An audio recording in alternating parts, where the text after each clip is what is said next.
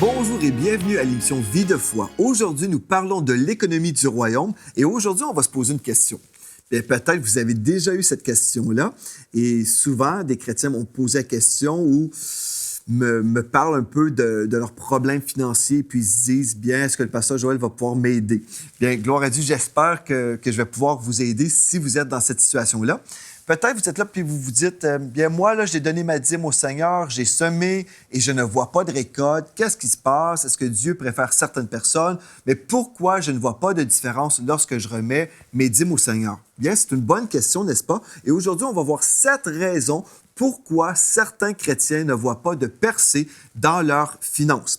Donc, dans cette série sur les finances du royaume ou l'économie du royaume, on veut vraiment vous aider à aller à un autre niveau. Pourquoi? Parce que dans la parole de Dieu, dans Galates 3, versets 13 et 14, la parole de Dieu nous dit que nous avons été rachetés de la malédiction. Et pourquoi avons-nous été rachetés de la malédiction de la loi qu'on retrouve dans Deutéronome 28? Bien, en fait, c'est pour être bénis. Pourquoi avons-nous besoin d'être bénis? Est-ce que c'est parce que nous sommes charnels, parce que nous sommes avares, nous sommes matérialistes?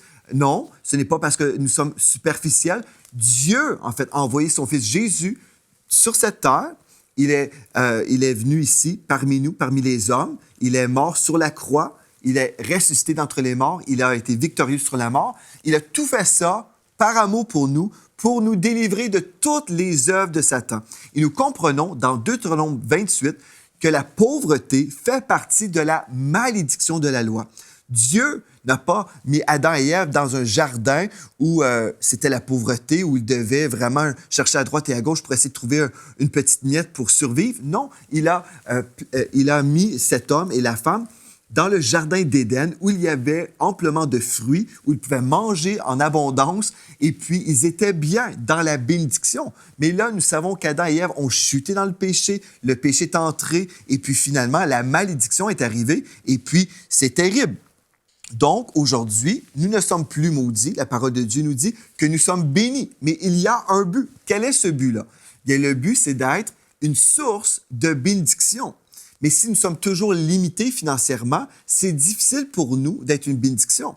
Il y a des gens qui vont s'opposer vraiment lorsqu'on parle d'argent dans le monde chrétien. Ils se disent, ah bien, c'est charnel de prêcher les finances, c'est un autre évangile et il y a beaucoup d'opposition spirituelle. J'aimerais vous dire, premièrement, si les enfants de Dieu n'ont pas les moyens économiques pour financer le royaume de Dieu, qui a cette provision entre les mains? Bien, c'est le royaume des ténèbres. C'est des gens que Jésus a mentionnés. Vous êtes en fait de votre père, le diable. Donc, en fait, nous sommes en train de dire, lorsqu'on s'oppose au message véritable, ici, je ne parle pas d'un message erroné qui a été perverti, mais le message véritable de la parole de Dieu nous dit que Dieu veut que nous soyons en mesure de pouvoir vraiment au ministère, aux besoins des églises, tout ça.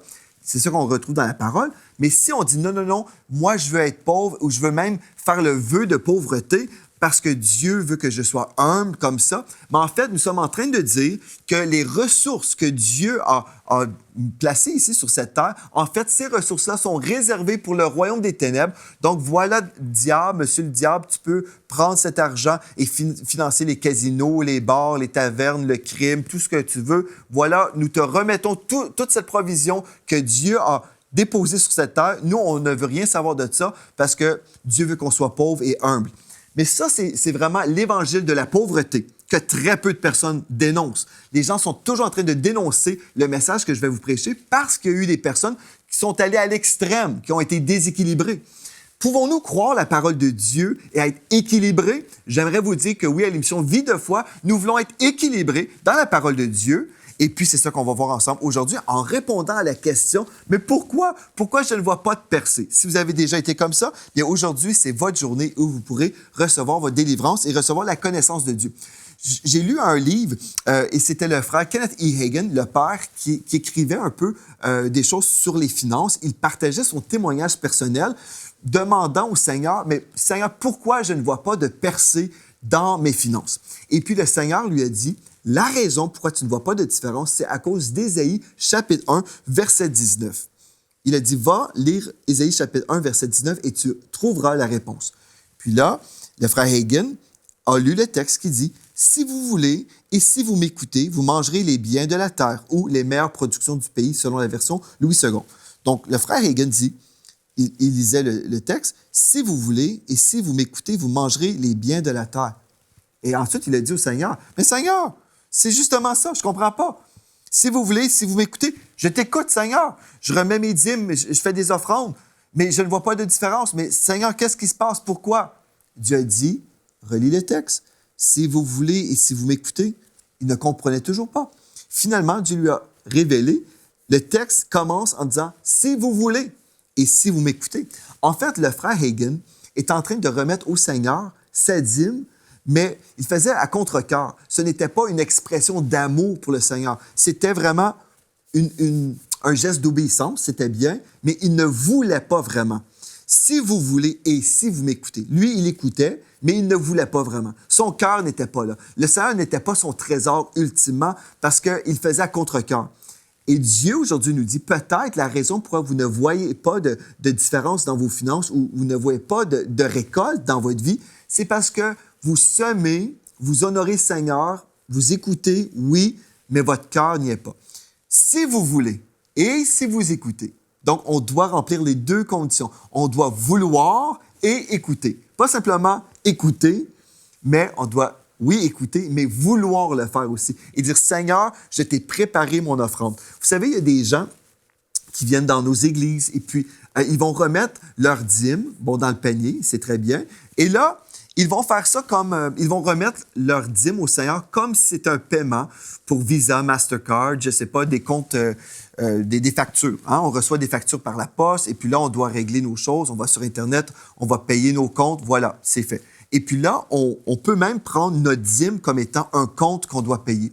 Mais c'est tout à fait différent, là. Si on s'approche du Seigneur comme, je te dois ça, Seigneur, notre cœur n'y est pas.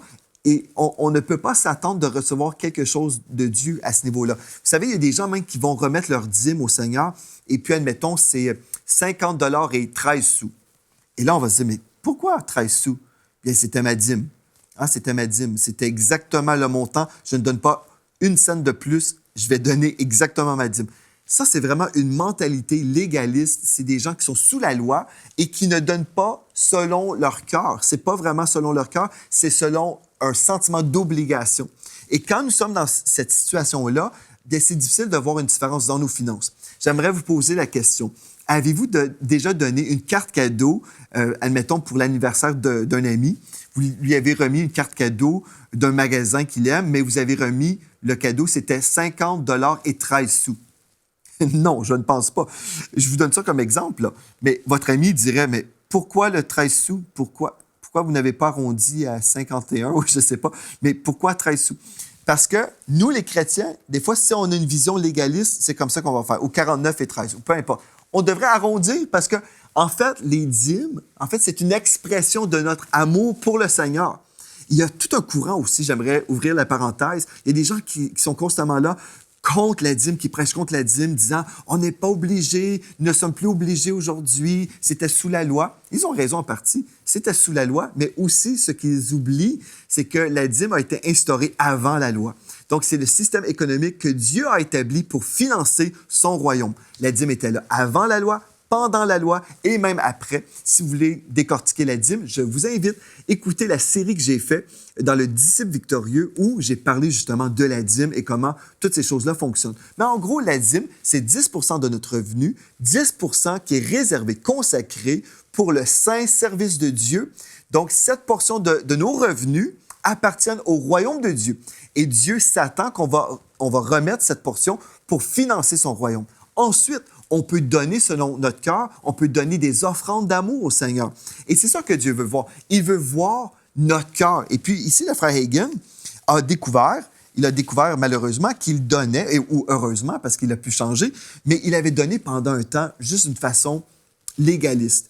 Ce n'était pas son cœur. Son cœur n'était pas là. Donc, premièrement, on doit remplir les deux conditions. On doit vouloir et on doit obéir. Amen? Donc, si déjà vous êtes avec moi, c'est merveilleux. Deuxième chose, Dieu cherche toujours notre cœur. Donc, on doit poursuivre avec la même pensée. Donc, on va vouloir, on va obéir, mais aussi on va donner avec cœur. Dieu voit toujours notre cœur.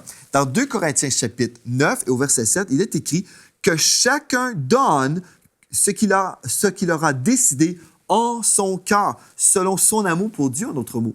Souvent, les gens vont prendre ce texte-là pour dire, bien, dans le Nouveau Testament, on n'est plus obligé de donner notre dîme, c'est selon notre cœur. En fait, ce texte-là nous parle des dons. Hein? Le contexte est très, très clair. On ne parle pas des dîmes dans le contexte de ce passage. On parle des offrandes volontaires.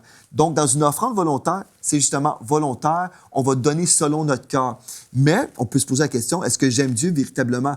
Admettons, dans une église locale, on passe une offrande spéciale pour un missionnaire qui s'en va en Afrique. Donc, on va donner selon notre cœur, mais si nous donnons juste, je ne sais pas, on a les moyens, on donne très, très peu, bien, selon notre cœur, finalement, on n'aime pas trop la mission du Seigneur. Vous comprenez? Donc, que chacun donne ce qu'il aura décidé en son cœur, sans regret ni contrainte, car Dieu aime celui qui donne avec joie.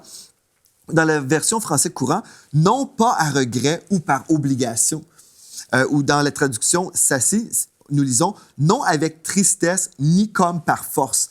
Dieu, en fait, ne veut pas qu'on lui donne des choses par un sentiment de devoir, par obligation, par force. « Ah, je suis obligé ». Non, oubliez ça. Et en passant, j'ouvre cette parenthèse pour cette nouvelle mode où les gens disent « nous ne sommes plus obligés de remettre au Seigneur nos dîmes, nous ne sommes plus obligés de soutenir l'œuvre de Dieu ». Il y a toutes sortes de discours. J'aimerais juste vous dire, vraiment ici, là, la mode anti-dîme actuelle, en fait, n'est que l'avarice ou l'amour de l'argent, si vous préférez, revêtu d'un esprit religieux. Je vais répéter, écoutez-moi très, très bien.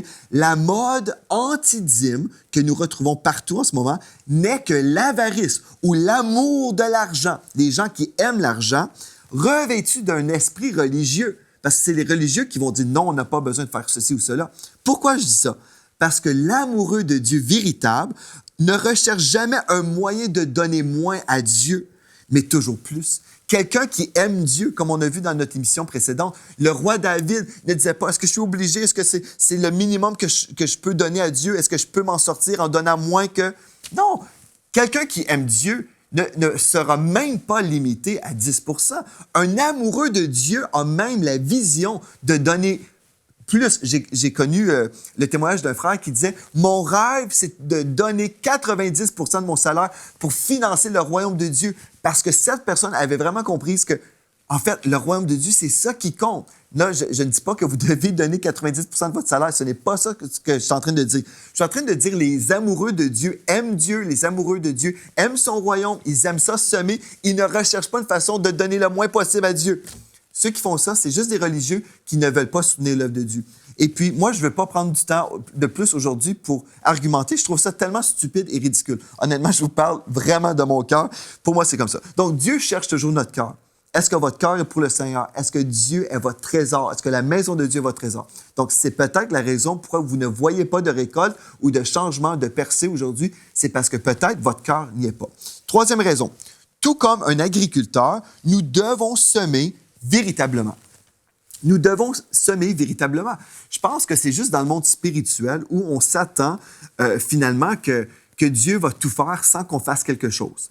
Dans le naturel, okay, un agriculteur va aller semer du maïs et puis peut-être quelques mois plus tard, je ne sais pas trop, je ne suis pas agriculteur, mais des mois plus tard, il va retourner et il va voir qu'il y a une récolte, n'est-ce pas? Il va semer et puis dans le naturel, il va voir une belle récolte de maïs. Bon.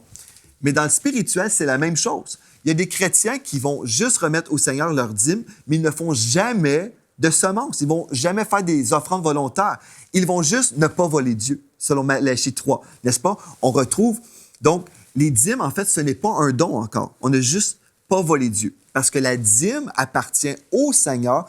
Cette portion de nos revenus est dédiée pour le saint service de Dieu, pour le service du Seigneur. Donc, si je prends ce montant, en fait, je suis en train de voler Dieu. Et les gens se réjouissent en disant « Ah, j'ai remis au Seigneur ma dîme, j'ai remis au Seigneur. » Et en fait, oui, gloire à Dieu, on a fait ça, mais on n'a juste pas volé Dieu.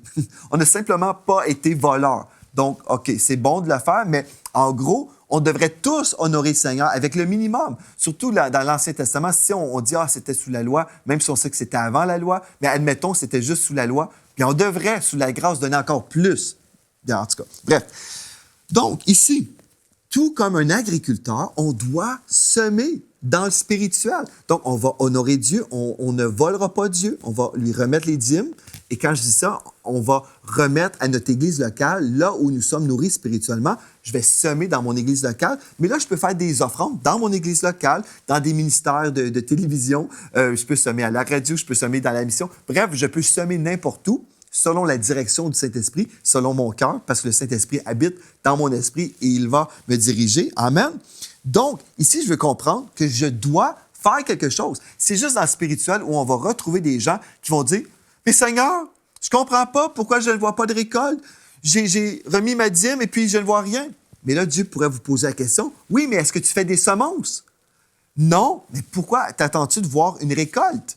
Si il y a une récolte, c'est parce qu'il y a une semence. Amen. Dans Luc 6, 38, la Bible dit, en fait, c'est Jésus qui disait « Donnez et il vous sera donné. » En passant, écrivez les versets que je vous donne si vous voulez vraiment voir un changement, parce que c'est pas la parole du pasteur Joel Spinks, c'est pas ainsi parle pasteur Joel Spinks, c'est ainsi parle le Seigneur. Les versets que je vous lis, là, c'est les versets dont vous avez besoin d'avoir pour vraiment être ferme dans votre foi. Donc, Jésus a dit, je vous lis à partir de la version King James française, « Donnez, il vous sera donné, on vous donnera dans votre sein une bonne mesure, pressée et secouée, et qui débordera, car de la même mesure que vous mesurerez, on vous mesurera en retour. » Donc, de la même mesure. De la même mesure. Souvent, on oublie ça. Un agriculteur qui met quelques graines, bien, il va récolter une petite récolte. Mais c'est la même chose spirituellement. Un chrétien qui donne juste de temps en temps, très rarement, juste un petit peu, bien, la Bible dit, dans 2 Corinthiens 9, verset 6, un texte ici que je trouve très spécial dans la version King James francophone. « Celui qui sème chichement moissonnera chichement. Et celui qui sème abondamment moissonnera aussi abondamment. » Donc, on veut voir une récolte, on doit semer. Je me souviens, quand on était au tout début de notre ministère, Mathilde et moi, on n'était vraiment pas très, très riches. On était vraiment dans le besoin. Donc, on remettait certainement nos dîmes au Seigneur. Mais là, je voulais activer la récolte dans nos vies. Et j'ai dit à ma femme, on doit donner des choses parce que c'est pas possible. On ne peut pas poursuivre comme ça. On a besoin de voir une différence. Donc, les gens venaient à la maison en visite. Quelqu'un disait, « Ah, j'aime ton vêtement. Bref, je disais, « Ah, ben tiens, je te le donne. » Non, je voulais pas l'avoir. C'était juste pour comme ça. Je voulais juste te faire un compliment. Mais là, je disais, « Non, mais je vais te l'offrir. » Ah, OK. Quelqu'un disait, « Ah, j'aime le bibelot. J'aime ton globe. » Bref, je me souviens, on donnait, « Non, mais prends-le. » Et les gens disaient, « Non, je veux pas le prendre. » Mais j'étais comme, « Oui, prends-le. » Pourquoi? On voulait absolument semer. On n'avait pas les moyens financiers. On avait déjà donné ce qu'on pouvait.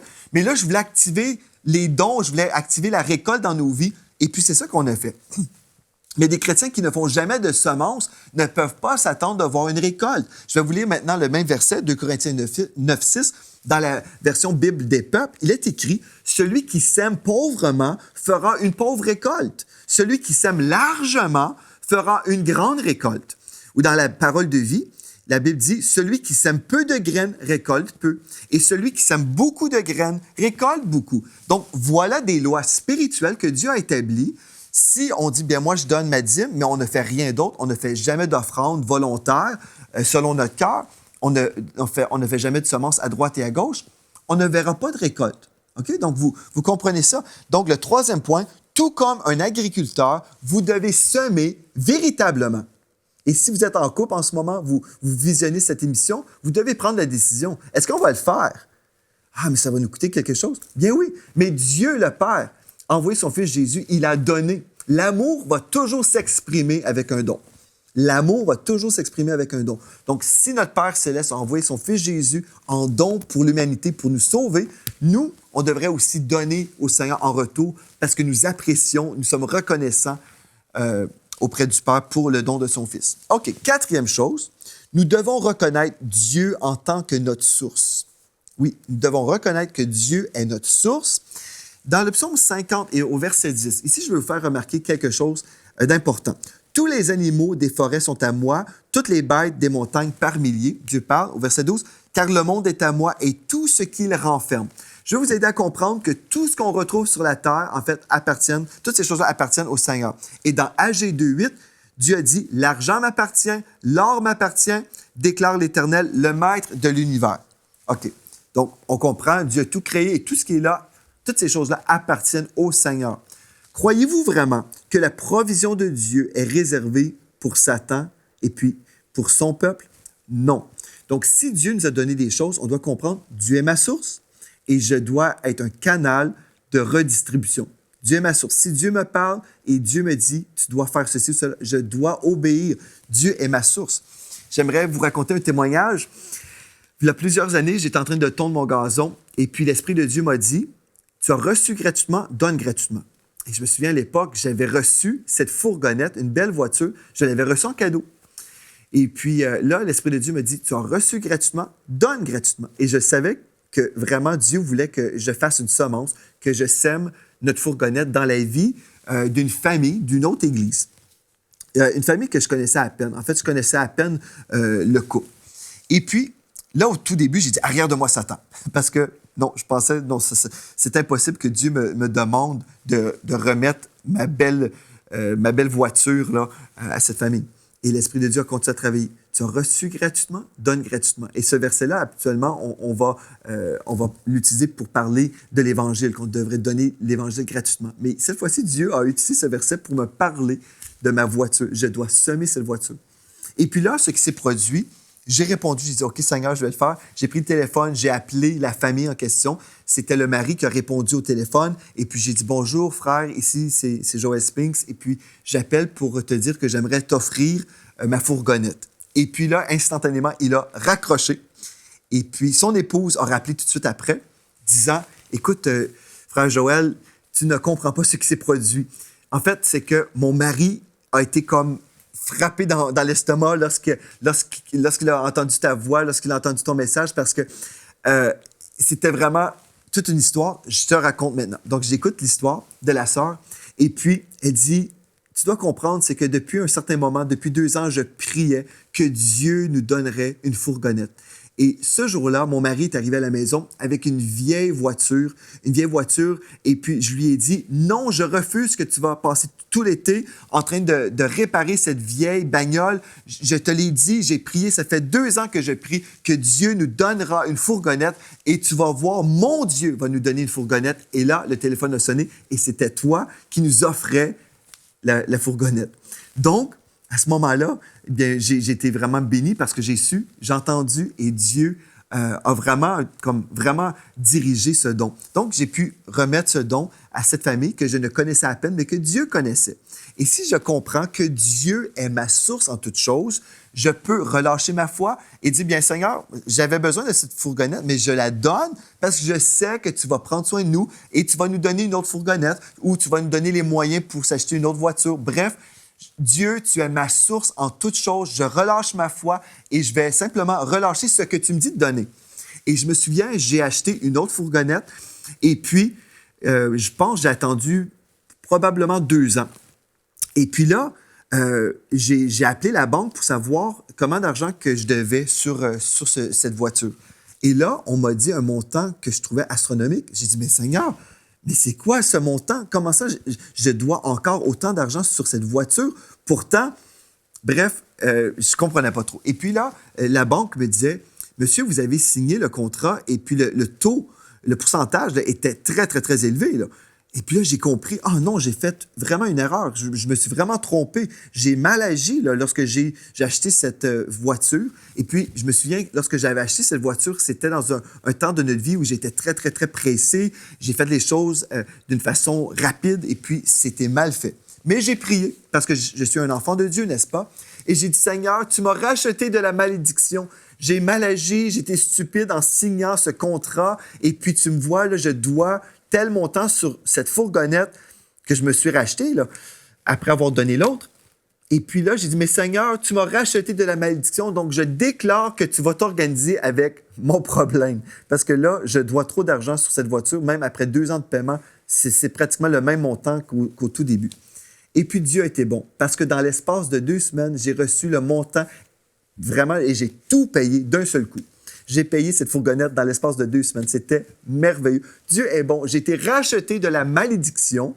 Des fois, on agit, on fait des erreurs. Des fois, on fait des choses. Mais ce qui est merveilleux, Dieu est bon. Et on peut se tourner vers le Seigneur et dire, Seigneur, aide-moi à l'aide. Et Dieu va entendre notre prière et Dieu va intervenir. Donc, aujourd'hui, on veut reconnaître que Dieu est notre source. Dieu est notre source. Et puis, si Dieu est vraiment notre source, nous serons prêts à donner. Mais si nous sommes notre propre source, ah non, non, j'ai gagné l'argent pour telle ou telle chose, je ne peux pas relâcher. Et peut-être vous êtes là et vous dites, ben là, toi, tu as donné une fourgonnette que tu as même reçue en cadeau. Oui, mais on a semé aussi avant. Donc, je veux juste vous dire, si on veut et si on obéit à la voix de Dieu, on va commencer à avoir des miracles comme ça. On va commencer à avoir des récoltes. Et là, Dieu va nous dire, c'est le temps de donner, c'est le temps de semer. Et puis, on peut juste vivre des miracles lorsque nous sommes prêts à prendre des pas de foi dans l'obéissance. Si nous sommes trop insécures et on se dit, non, non, non, je dois prendre soin de moi-même, je dois faire ceci, je dois faire cela, mais finalement, on ne fait pas confiance à Dieu. Et la Bible dit, mon juste vivra par la foi. Beaucoup de chrétiens sont justes, mais ils ne vivent pas par la foi. Ils vivent dans leurs calculs, dans leur raisonnement. Mais j'aimerais vous dire que mon Dieu est plus grand que vos calculs et plus grand que vos raisonnements. C'est tellement merveilleux et c'est excitant aussi de voir le Seigneur prendre soin de ses enfants. Moi, je suis dans un repos total, complet, parce que je sais que mon Dieu prend soin de moi, Dieu prend soin de mon épouse et de mes filles. Nous vivons par la foi constamment. Toute notre vie, c'est par la foi. On n'a aucune assurance pour demain matin en dehors de Dieu.